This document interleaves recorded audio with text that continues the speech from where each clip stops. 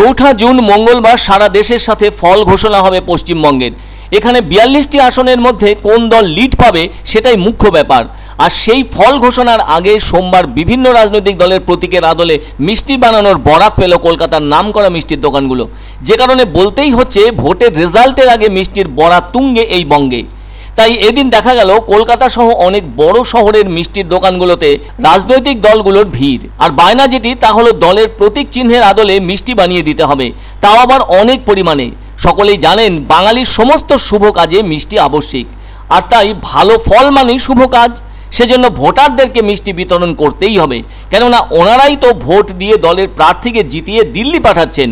কিন্তু ওই বরাত পাওয়ার পর থেকেই দারুণ ব্যস্ততা বেড়ে গেছে সমস্ত মিষ্টির দোকানে। আর মিষ্টি বিক্রেতারাও রাজনৈতিক দল এবং তাদের কর্মী সমর্থকদের কথা মাথায় রেখেই বানিয়ে যাচ্ছেন রাজনৈতিক দলের প্রতীকের মিষ্টি। দক্ষিণ কলকাতার একটি বিখ্যাত মিষ্টির দোকানেও তৈরি হচ্ছে মিষ্টি। অন্য আরেকটি মিষ্টির দোকানের ম্যানেজার উৎপল মণ্ডল বললেন, এদিন দারুণ চাহিদা বেড়েছে মিষ্টির। তিনি জানান ভুরি ভুরি অর্ডার ঢুকেছে, যা দিতে রীতিমতো হিমশিম খেতে হচ্ছে তাদেরকে। ফলে জোড়াফুল, পদ্ম, হাত, কাস্তে হাতুড়ি প্রভৃতি প্রতীকে বানানো হচ্ছে অসংখ্য মিষ্টি। গণতন্ত্রের শ্রেষ্ঠ উৎসবে মিষ্টির ছড়াছড়ি হবে বলে মনে করছে রাজনৈতিক দলগুলি। তবে মিষ্টি বেশি তৈরি হচ্ছে জোড়াফুল আর পদ্ম প্রতীকের। এদিকে রাজনৈতিক দলের প্রতীকের আদলে বানানো মিষ্টির চাহিদা কিন্তু তুঙ্গে। অন্যদিকে এই মিষ্টির অন্যতম কারিগর বিশ্বজিৎ দাসও নানান কথা বললেন। তিনি জানান বিভিন্ন ফ্লেভার দিয়ে বানানো হচ্ছে ওই মিষ্টি, যার মধ্যে রয়েছে পছন্দের চকোলেট ফ্লেভার, যা দিয়ে তৈরি হচ্ছে বিশেষ একটি রাজনৈতিক দলের মিষ্টি। আর সেই মিষ্টি ক্রেতাদেরও নজর কাড়ছে। বিভিন্ন দলের কর্মী সমর্থক ছাড়াও সাধারণ ক্রেতারাও কিনছেন ওই মিষ্টি। প্রতিটি মিষ্টির দাম রাখা হয়েছে 90 টাকা। আর এক একটা মিষ্টি বানাতে সময় লাগছে 30 থেকে 45 মিনিট। এমন অবস্থা লক্ষ্য করে বলা যাচ্ছে ফলাফলের আগেই প্রত্যেক দলের প্রতীকের মিষ্টির চাহিদা তুঙ্গে। আর কোন দল আসল মিষ্টি মুখ করাতে পারবে শেষ পর্যন্ত, সেজন্য মঙ্গলের অপেক্ষায় থাকতে হচ্ছে সবাইকে। মোদ্দা কথা হলো রাত পোহালেই গণনা শুরু।